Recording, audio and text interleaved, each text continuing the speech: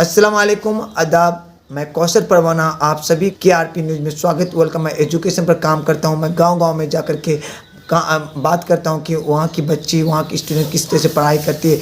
मैं ठाकुरगंज ब्लॉक के अंदर में गांव है खोखो बस्ती जो बंदरजुला पंचायत में आती है। वहाँ की एक बेटी गाँव की बेटी मैट्रिक में पास की। आइए मैं बातचीत का सिलसिला शुरू करता हूँ। पहले तो आपको बहुत बहुत मुबारक, आपने मैट्रिक में पास किए गांव में रह करके। आपके माँ बाप ने बहुत मेहनत से आपको पढ़ाया। आपका नाम क्या हुआ? नीलूफर। आपका स्कूल का नाम? UHS बंदरजिला। जी। आपका पंचायत? बंदरजिला। आपका गांव का नाम? खोखो बस्ती अहमदपुर। आपका मम्मी का नाम? नगमा खातून। आपका अब्बू का नाम? MD आलम। जी बहुत। तो आप स्कूल कैसे जाती थी, पैदल या साइकिल में?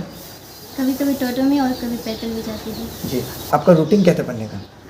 सुबह पहले 6 बजे कोचिंग जाती थी। कोचिंग से आने के बाद स्कूल से आने के बाद खाना वाना खा के थोड़ा रेस्ट करती थी। रेस्ट के बाद फिर पढ़ने बैठ जाती थी। स्कूल कितने बजे जाती थी? स्कूल 9 बजे। 9 बजे। तो स्कूल में कैसे पढ़ाई होती थी?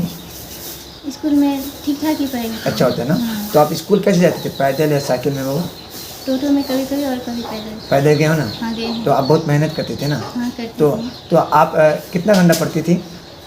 8-9 घंटा। 8-9 घंटा पढ़ने में कितना मन लगता था?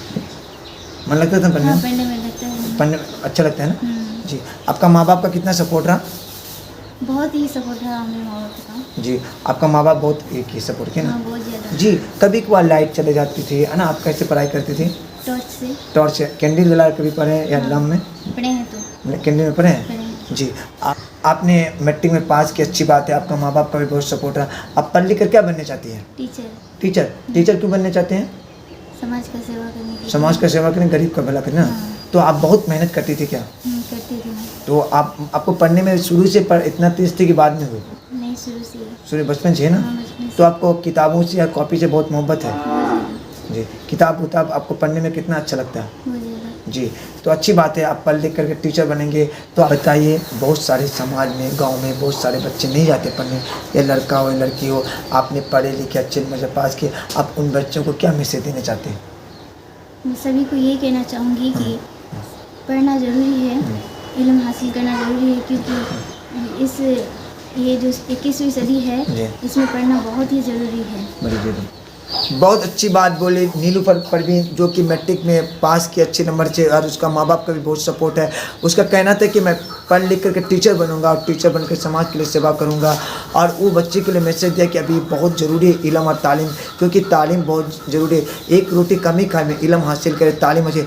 ये बच्चे के लिए दुआ करे और इस परिवार के लिए दुआ करे, पढ़ लिख करके टीचर बने और टीचर बन के इलाका ने पूरे हिंदुस्तान का नाम रोशन करे। और इसका माँ बाप बहुत मेहनत से लोग पढ़ाते हैं, खेती बाड़ी भी करते, दुकानदारी करने तो भी बच्चे को पढ़ाते। और देखिए इस गांव में रह करके बच्चे पढ़ते। ये गांव पूरा नदी से घिरा गांव और नेपाल बॉर्डर से सटा हुआ गांव, और बहुत खुशी लगती है गांव की बच्ची जब पढ़ती है तो समाज की सभी बच्ची पढ़ती है। यही मैं कहना चाहता हूं कि आप लोग पढ़े लिखे, किताब से मोहब्बत करें, कलम से मोहब्बत करें। एक रोटी कम ही कम इल्म हासिल करें। 1 pen 1 copy 1 teacher, you have change the world. बशर की औकात तो बशर को बुला देती है। आप उस माँ की बात तो सुनिए जो हर रोज़ अपने बच्चे को भूखा सुलाती है।